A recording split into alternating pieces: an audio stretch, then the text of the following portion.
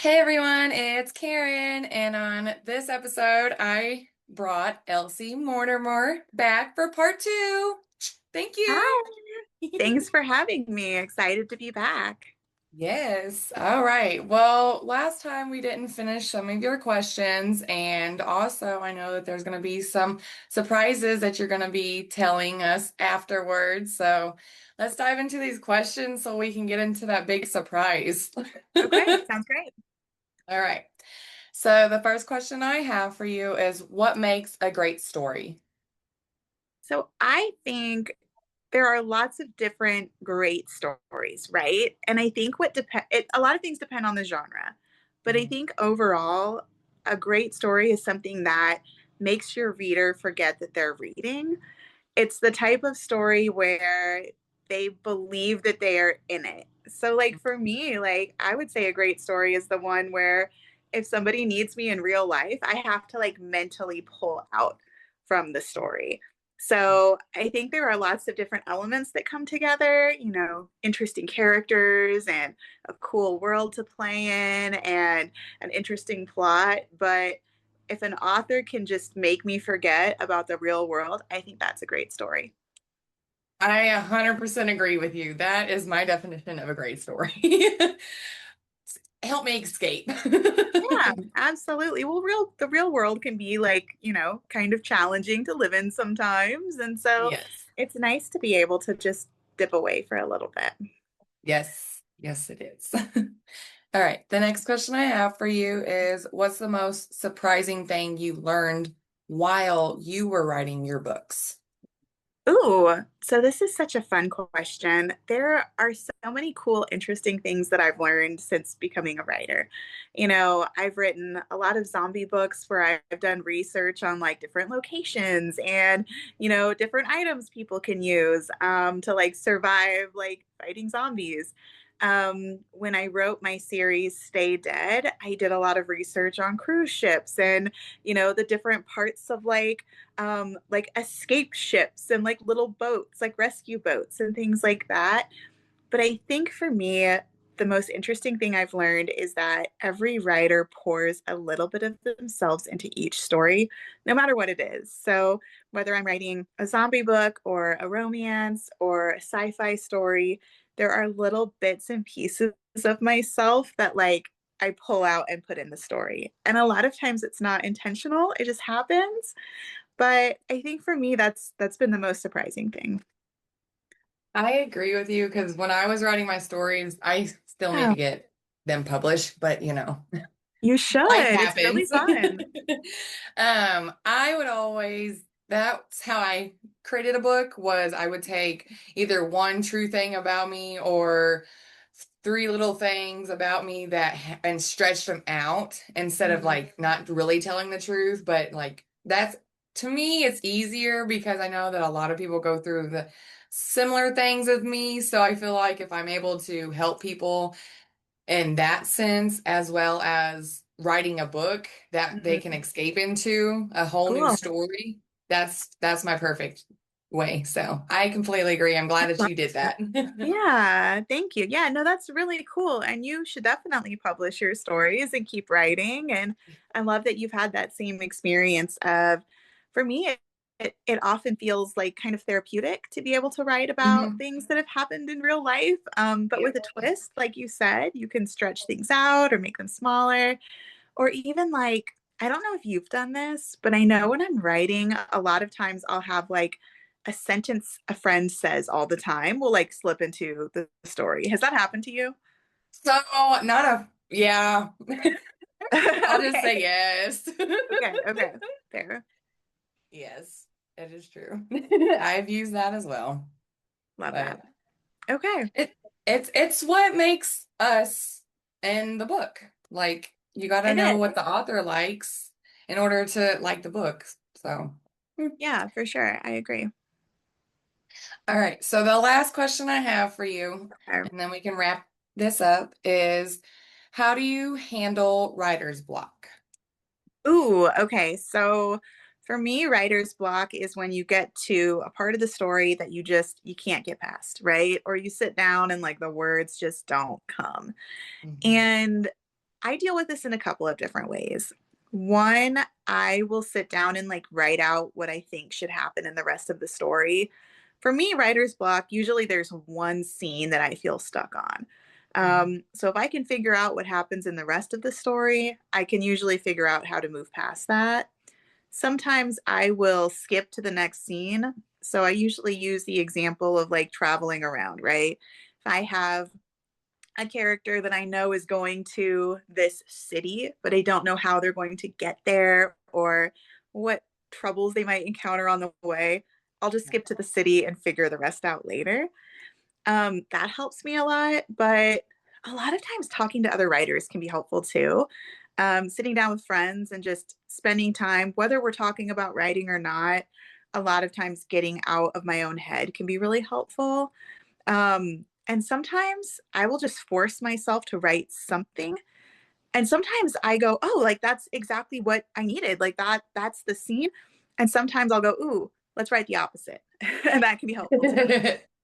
That's a good idea about writing the opposite. I never thought of that. I like that. Thank you.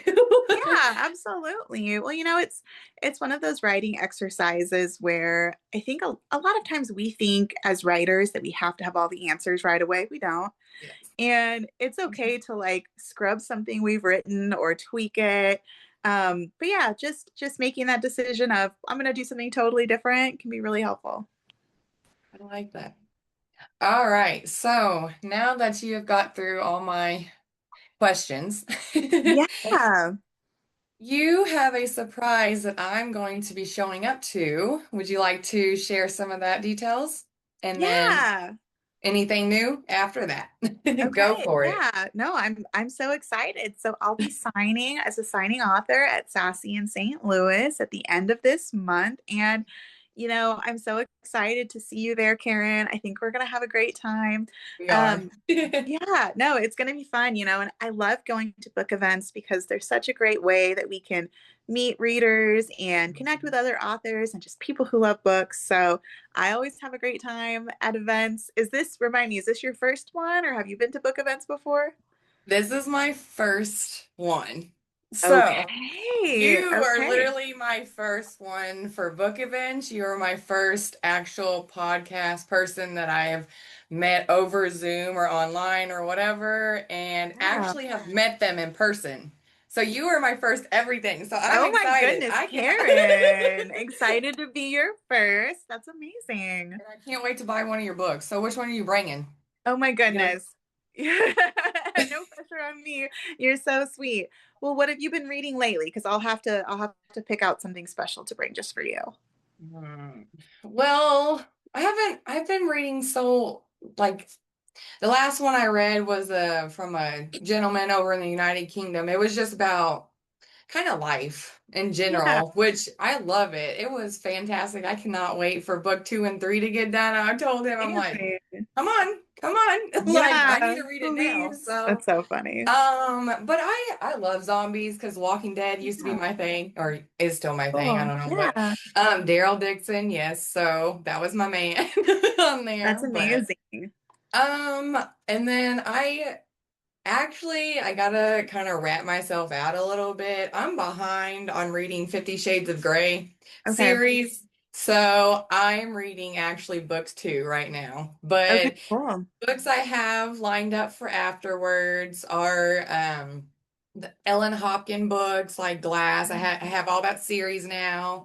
Ozzy Osbourne, Bobby Bibliography, and then I'm trying to think of what else I have lined up for me.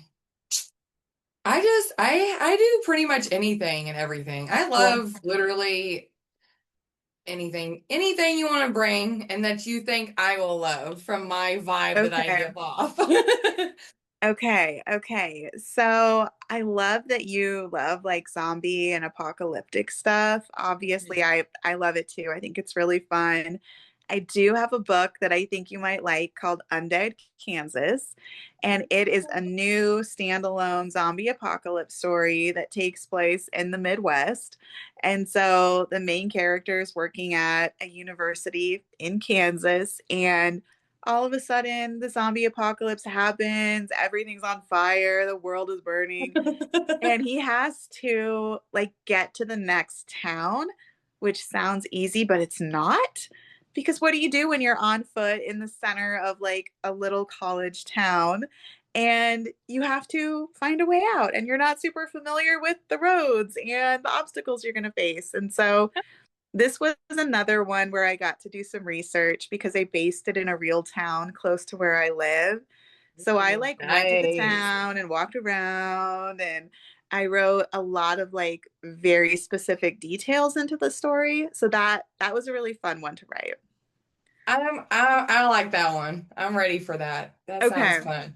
Because I sounds actually good. used to work at a university too. So What? Oh, that's yeah, fun. right Okay. before the job I have now, 4 years ago, I worked there a year and 7 months. So Okay. yeah.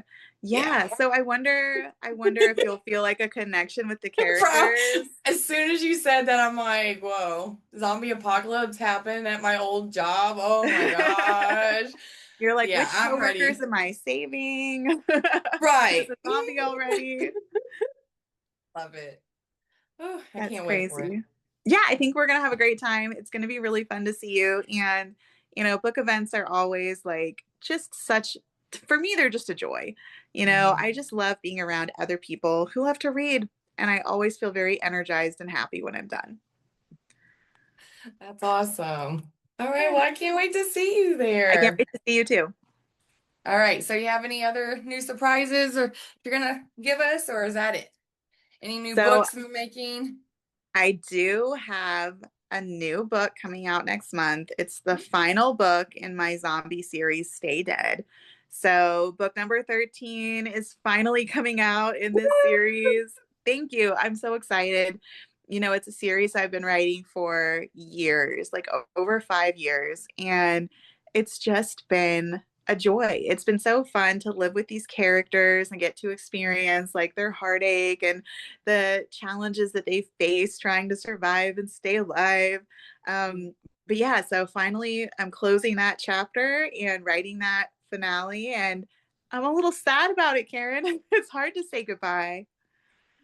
I know. I bet that's kind of another reason why I don't want to. I mean, I want to publish, but yet I also don't because closing series for me, that's gonna be hard. That's gonna be really sad, like you said. Yeah, it is. And I mean, the cool thing about being a writer, right, is like Yeah. you can always write another book later. Oh yeah. Like authors do it all the time. They're like, oh, Mhm. surprise, I'm adding an extra book in this finished series. Right. I know that the door is always open, but it's still like knowing that I'm like mentally like closing it is challenging. Well, I promise you, you got this. Thank you. That's so sweet. Welcome. All right. Well, I don't have any further questions, and it looks like you have no other new news for us. So I will be seeing you, like I said, on the 30th next Saturday. So everybody stay tuned. I'm going to be posting so many videos, pictures. It's going to be a blast that day. I promise, I can't. guys. We're gonna have a great All time. right. We will. All right. Well, thank you again for coming on for part two for a little bit and releasing some new news for us. Yay. All Thank you so right. much. Yep. Bye. Bye. Have a good rest of your day. You too.